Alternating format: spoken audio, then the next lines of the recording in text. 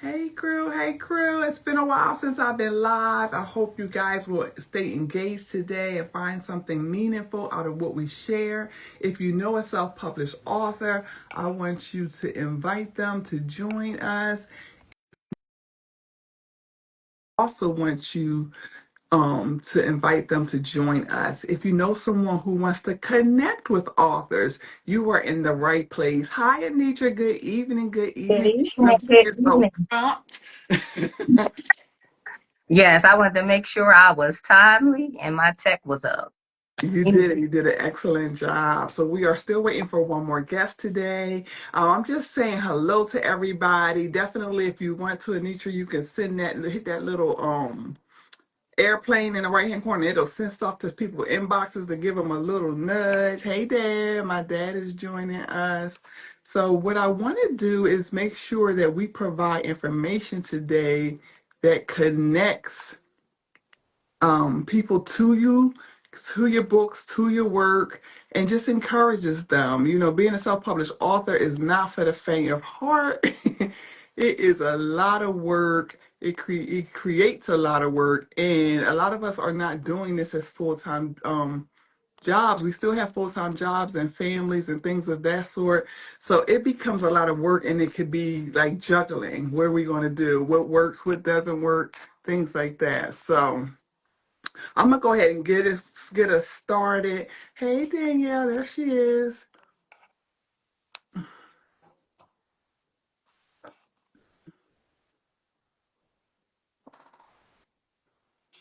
So it has been a while since I've been live, so I'm a little rusty. Hey girl, we finally Hey, did it, Danielle. We've been talking about it for several months, but we finally got it together. I'm so excited to have you. we Hi, did. I'm Julia. excited to be here. Hi, nice to see you guys. Nice to All see right. you too. Okay, so everybody, welcome to Authors Alley. This is our first edition. This is where authors thrive. I have had a goal and a mission and a vision to create a community specifically for authors, but welcoming everybody because as a self-published author, doing this work for 6 years, almost everywhere I go, every event I do, someone wants to ask me questions about writing, publishing, marketing, self-publishing, traditional publishing, all those things. Some things I have the answers to, and some things I do not. So I wanted to pull on some of my other author friends who I respect in this community, who have so many things to offer. So we're going to have authors, but we're also going to have people who have author services. So our goal is to grow a resourceful, meaningful, and impactful community, a hub where authors thrive.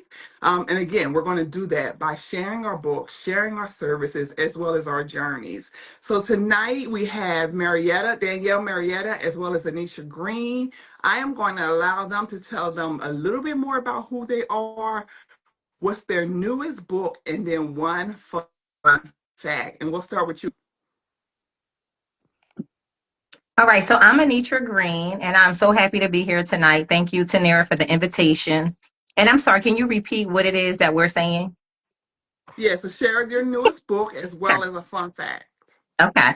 So my newest book is my first baby. My book is called The Day Grandpop's Music Stopped. This story is about two siblings who experience the loss of a grandfather, and the book talks about grief and how it affects your mind and your body.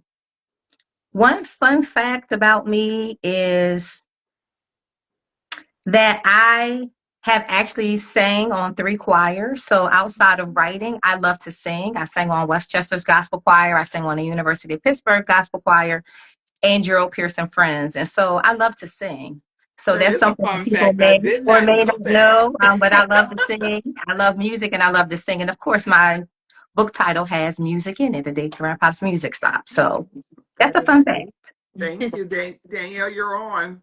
Hey, everybody. Again, yes, thank you for having me. My name is Danielle Marita, and I have four children's books that I've self published, and then one middle grade book. I think that was the last one. I'm currently working now the traditionally publishing route. So I have two books on submission right now, also children's books. So kind of just learning all of the things. And then I have the publishing company, Books and Things Publishing, where we're a hybrid publishing company for diverse authors. So that's me. And then a fun fact, I should jump on the music train with you and say that I sing too. But I'll say this because it's extremely relevant. I'm from Seattle originally, and we're in the Super Bowl, and I'm extremely athletic, and I'm extremely in love with football. I'm athletic. I'm not that athletic. I'm extremely competitive. There we go. So I'm really excited for this Sunday. Go All right, Hawks. perfect. All right, so go Hawks. So we're Dallas fans in this house. I think Anisha's an Eagles fan, so you might have some competition here. Right. So guys, I know, look, the 20 minutes will go really, really fast, so I'm going to jump right into it. If you're watching this live or later, please drop your questions in the chat. We love to be able to answer things that are going to help you grow as an aspiring author or author who wants to grow their work. So make sure you guys put it there. If we do not get to it, I'm going to check back. And I also publish a newsletter. I would love to add some FAQs to that newsletter that's going to be helpful to other people. So Danielle, I want to start up with you because you're in the publishing industry. And I'll share a fun fact really quick. Danielle edited my newest book, Amazing Me, and she did a good job. Um, we hold our work really close to our heart, like it's emotional, right? It's personal. So I was scared when I sent it to her, like, is she going to tear this thing down? But gratefully, she enjoyed it, and she definitely provided edits. But it was very kind. Oh, Her edits. thank So, you. so thank you. Do you still do editing in addition to your publishing services? Yes, yes. So All even right. if you authors choose not to go and publish with us, we can still edit anything. So if you're still self-publishing and you just need an editor, we can do that. Awesome. And it's good to have somebody that you know. I have had my previous books edited by like Fiverr and things I was like people I couldn't connect with. So it's good to have a face that you could talk to. That's a phone call away. So I'm glad we were able to share that. So can you share as a publisher, put your publishing hat on if you Okay. can, one mistake that you see authors are making repetitively or you see a lot of authors making? Oh, that's a quick answer for me. They rush it.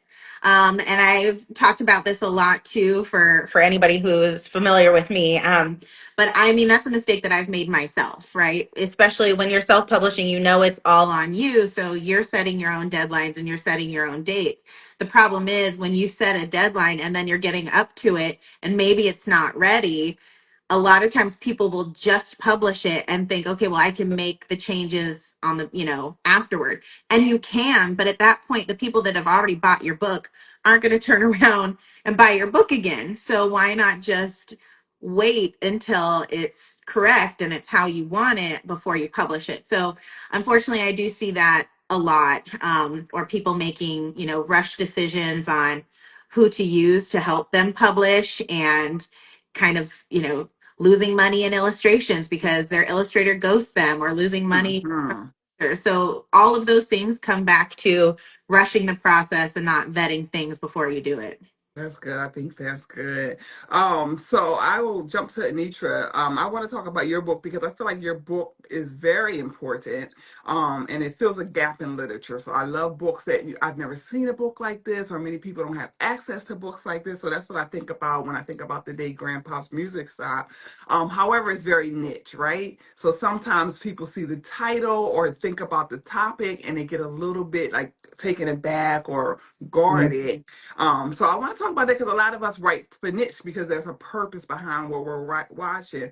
And people can shy away from our titles if they feel like it doesn't connect or they don't want to tap into what it could connect to them, right? So how do you pull readers in? Because I feel like as authors, we're marketers as well. So we need tips and strategies on how do we pull people in that may have kind of been reluctant to dive into the pages of your book. This is excellent because my market, my target market, and my book title is number one. I made my book title so that you don't know what the book is about intentionally, because I felt like if I put the Day Grandpa if the dead grandpa died, people are like, oh, death, right? We are very death. We don't like to talk about death in our culture. One of the ways that I market the book is that I let people know, number one, I'm a licensed clinical social worker. So this is the work that I do for a living. I'm not just approaching this as a person who has had a loss, but I'm also an individual who supports grieving families. And so I intentionally put LCSW in my title. And for me personally, when I'm marketing or when I'm at any event, when people come over and they say, oh, what is this book about? What is the title about? Some people get it, some people don't. But it really does begin a conversation. And I think that's the thing, that once people they come over and they start opening up the pages and they start to talk about, oh, when my grandfather died, I don't remember anybody having a conversation with me. And that's really the lead in into why my book is filling a gap, because a lot of times children are not really talked to about grief and loss. We adults talk and we kind of send them back to school or we send them off to play. And out of the conversation, people begin to understand why it's important. So I do feel like I have to engage my audience in a different kind of way. Mm-hmm. Once we talk about it, I've even had people to be intimidated to buy the book because they're like, oh, my child's grandfather is really sick. And they feel like if they buy the book, it's almost like a premonition of, if I buy this book, I'm saying that he's going to die.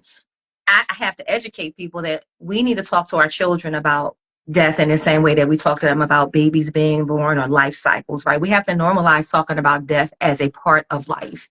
And Perfect. so I have some very engaging conversations, and usually therapists and counselors and people who are in the grief world, they don't have any hesitation. Some people are thinking about who they could buy the book for. And I'll say, you don't have to have someone at a stage of death to buy the book. You want to educate your child. So I do a lot of conversations, but it's been very interesting and fun. And I think that I'm hoping to change the landscape on how we address grief and loss with children. Perfect, perfect, perfect. So that's good. So guys, I hope you're watching because that's what the point of Author's Alley is to create a masterclass. So get your notebooks and keep your binders. We're going to be doing this every week until March 12th. So Danielle told you one tip: don't rush your book. So write that down. Do not rush publishing your book. And then Anisha shared a tip of being strategic in your titling, as well as making sure sharing your credentials. Like, I'm just not a Joe Schmo. So I'm a nurse, but I don't have that social work background. So maybe I'm not connecting so much with the social emotional learning. So make sure your either your background, your history, your credentialing match your content. So I like that. That's some good stuff. Danielle, you were nodding a lot. Do you have a little bit you want to add to that? I do, Go because ahead. I, well, that connected with me so much, because exactly what you said is that folks are afraid to buy those books beforehand. But the whole point of those books is to educate kids and help them understand how to deal with these situations when they do arise, because unfortunately they're going to happen. It's a part of life. Every child is going to experience it at some point in time. And rather than trying to help educate your kid on the back end, you can educate them on the front end. So I fully understand that. And then also, I just want to say one more thing on niches. Tight niches are actually the best thing you can do for your book. And it might seem hard marketing in the beginning, whatever your tight niche is. But once you find it and once it picks up, or the right person in that market or that field finds it and shares it, it can go quickly. So the tighter the niche, the better. Awesome. Thanks for sharing that. So, Awesome. Danielle, what's a myth about publishing or book marketing you wish the world would stop believing? That if you go on TV with your book, you're going to sell copies. You got a real life experience you can share I with us? got listen. So I feel like, especially again in this world, in the on social media and whatnot, you see folks that will, get these TV slots and they'll be able to talk about their book for a few minutes or whatever. And I still want that, right? I still want it, even though I have seen time and time again with authors that I've either worked with or that I've helped, in other areas. You go on TV, and unfortunately, it doesn't necessarily mean the sales that we think it means. Right. It doesn't mean all of a sudden you're going to go check Ingram Spark or KDP and have 500 copies sold, Hmm. no matter what. Also, the bigger the following, the less sales is what I'm seeing that consistently. Wow. So for authors just starting out and you have only 200 followers, that doesn't mean anything, right? You actually have more potential for sales than someone with, 500,000 followers. It's all about how you build up that platform. And a lot of time those big accounts aren't accounts that their audience is ready to buy, but your smaller account knows you and is more familiar with what you're doing, and you can project that immediately and build your audience to buy. I love it. I love it. That's good stuff. So we're gonna Sorry, go I get back to really excited Anitra. about this stuff, so I'll try. Awesome, awesome, awesome. So Anitra, your book is well, we all have children's books, right? But your book I want to talk about because it's a children's book. How, I often tell parents that children's books are teachers, teach adults too, right? They're resources for adults too. So tell us about your parent title section in your book. Yeah, so I thought it was important to have a parent title section in my book because the book is for children, but it's also a family conversation. And I wanted to address some of the do's and don'ts for grief because I do think that there's things that parents, and this is just based on my experience, personal and professional experience, where we told our children, things like, hey, such and such went to sleep or they went away and you'll see them later and I can't tell you when. And so I just think it's important for parents to know how to support their grieving child and not make some of the mistakes that can cause your child to be anxious, and of course being honest and building trust is very important when your children are grieving. So Mm, I wanted to do um that parent do's and don'ts section just based on my personal work. And I also think that it's important to have parent buy-in, and I've had some parents to say, oh, I'm so glad that you wrote that because one of my dues is do notify the school and let them know that you had a loss.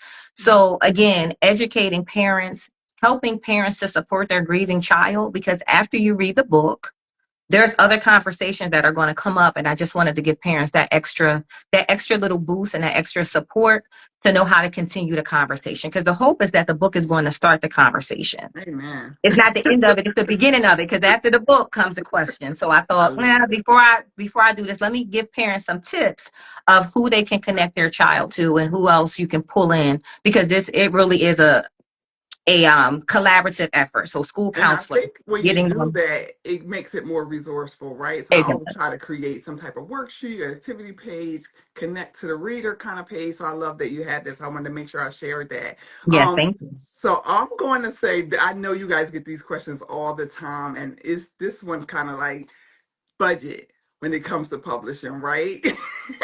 People want to know, how do you budget for it? How much does it cost? And I know that's not something you can answer in a couple of minutes, but I'm going to put you to task. How would you summarize, just to get people thinking about the costs associated with publishing? And we'll start with Danielle. Ooh, I usually say, and just tell everyone, children's book or adult, tell yourself 5,000 as a general, number. Now I get there, and again, yes, real quick. From illustrations can be very costly. And then if you happen to find a budget friendly illustrator, you're still then going to probably use quite a bit of money for marketing, for any launch teams, for free books to hand out, things like that in the beginning that add up. And then on the flip side, if you're doing a novel, I say also 5,000, because whereas you're not paying for illustrations, you're going to be paying a couple thousand for edits. Right. So Mm-hmm. the edits is where it's edits for novels, illustrations for children's books. Either way, you're going to somehow get near 5,000. So I do say that, of course, it can be under that, but you can also get over that. So Yeah, and I think a lot of times we don't consider our launch and our marketing in our budgets. So, and that can actually be a lot. So, I like it. I, What you got, Anisha? She said the number. I was going to say 5,000, and honestly, that's about my personal investment. I don't mind sharing that publicly, because it is and it's an investment, and I'm using the word investment because the return that you get on it is priceless. Not only will you make money, but you're having impact and influence. And so for me, as a licensed mental health therapist, I saw my book as a way to add another level of expertise to the work that I do and to also educate people in a different type of way. And so it's definitely well worth it. I've never regretted the investment. And I think that you should have a budget. You should really know how much and to plan for it in advance. So, you wake up one day and say, I'm going to write a book and I got to come up with $5,000. I think knowing, looking at your budget and preparing for it so that you are either saving, or if you already have a savings, that's wonderful, but to create space for it and not wait to the last minute. I love it. So I just wanted to shout out Crystal Heron. She's in our catalog. She's one of our authors. And Anitra, she said that this is so awesome, not just a book for kids, meaning your book, but also a resource for parents. So we love it. We love it. So I do think that's Thank you. good. I do think, like Danielle said, you could go a little less, you can go get a little more, but I think you get what you pay for. When I think about my first book, I did not pay for that initially. And you can tell in my illustrations, but I was a novice author. I was rushing it. I procrastinated myself for 2 years. So when I was ready, I was ready. Mhm. But then I won't say I have regrets, because for me, getting started and getting it done is important. And then I'm like, okay, I'll develop and I'll get better as I grow. But it depends on where do you want your footing to be? Where do you want your launching pad to be? For children's books, I definitely think the illustrations matter, and I have went the cheaper route, like I said, and it shows. And I would say with my newest book is the best illustrations I ever had, and I paid probably half of my book budget on illustrations. And Mhm. then I could say when my memoir, my adult book, I did a lot of money in edits, and it took maybe like 6 different eyes on that to get it how I wanted it, because there's always things missing when you have a lot of text heavy books. So you want to get it edited, and then re-edited. So thanks for sharing that. Um, so give me a tool or tip that you would like to share, and whoever wants to go first, for authors. And it could be in any area, something that's a good takeaway, that something you wish people knew told you, or something that you learned along the way that was invaluable. Hmm. You want to go first? I'm thinking. Okay, I think too. I'll go. So and this will be for switching from children's books to adult books. I've been trying out a lot of different writing platforms. I've been writing a lot on Readsy, but recently I've been using Novelium. And it's pretty great. So if you are writing novel, right, and we need chapters and we need character lists, this tool, which is it's new, and I'll be sharing it on social media soon, so stay tuned. But has so many different features for helping you build the plot, and it has like this built-in editing software where it has told me, a couple of logical inconsistencies in my writing. It'll tell me kind of like plot holes, so it kind of does the developmental edits for me. Now I'm still going to get it edited because I feel very strongly about that. But Novelium is a tool that I think I'm going to start suggesting for more writers. All right, perfect. Anisha, you something?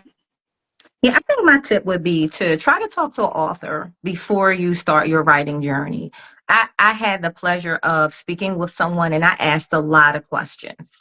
I think sometimes it's overwhelming when you're trying to start something from scratch and you don't have the background knowledge.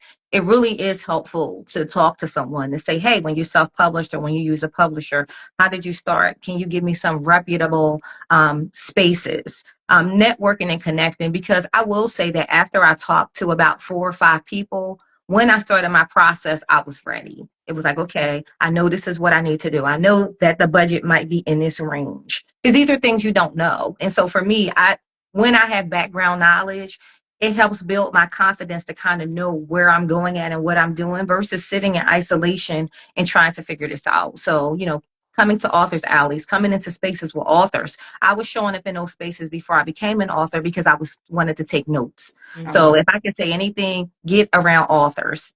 Thank Me you. too. Thank you. So that's good. I definitely advocate for getting yourself a book mentor. And I would say don't be afraid to invest in yourself. A lot of people want you to give them something for free. But sometimes people want you to pay for their time, pay for their knowledge, pay for their resources. So if it's meaningful for you, go ahead and make the investment. Even if you have to slow it down a little bit, save up a little bit, budget for it. I think that would be my tip. So we're wrapping up, guys, because I promised these ladies that I would just hold them in here for 20 minutes. So guys, if you could just shout yourself out one more time, your social media page, your website, and your newest book, just in case anyone catches this at the end, we want to make sure they're able to find you in your work. Sure. Danielle. My name is Danielle Marita. You can find me at Danielle Marita Books on Instagram and TikTok. The business is Books and Things Publishing, and we have a social media as well, Books and Things Pub. Here are a couple of my covers, real quick. So we'll see Mr. Malou, and the most recent, The Airfare He. So thank you. Visit the website, and I look forward to talking to y'all outside of here. Perfect. All right, Anitra. And I'm Anitra Green. I am a licensed clinical social worker and an author.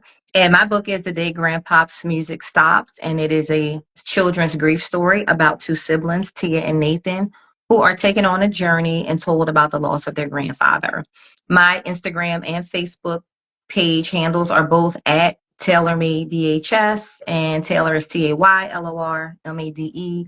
And my business website is www.tailormadevhs.com. And here is my cover of my book with Tia and Nathan and their grandfather. And you can find my book on Barnes& and Noble and Amazon. Perfect, perfect. All right, guys. So this is Authors Alley. This is a new but growing community. This is where authors thrive. We're going to be meeting every week for the next 6 weeks up until March 12th. So set a reminder, set your clocks, invite some authors to come join us. Make sure you put in your comments and your questions. We want to make sure we're connecting with the things that you need. So we will always have published authors, but again, just like Danielle, we'll have some publishers, editors, and illustrators. So we're connecting you with some people. So you might not know somebody, we know somebody, and you'll only be able to find them as well as their useful information here at Authors Alley. So share with a friend. We want to make sure you thrive and I survive. And I'm going to give myself a little plug. I am the owner, curator, and creator of the Amazing Author Catalog, where we help self-published authors market and sell their book. We have empowering books that shine and stories that empower. So thank you guys. Have a good evening. Thank you, ladies. Thanks. Bye. Thank you.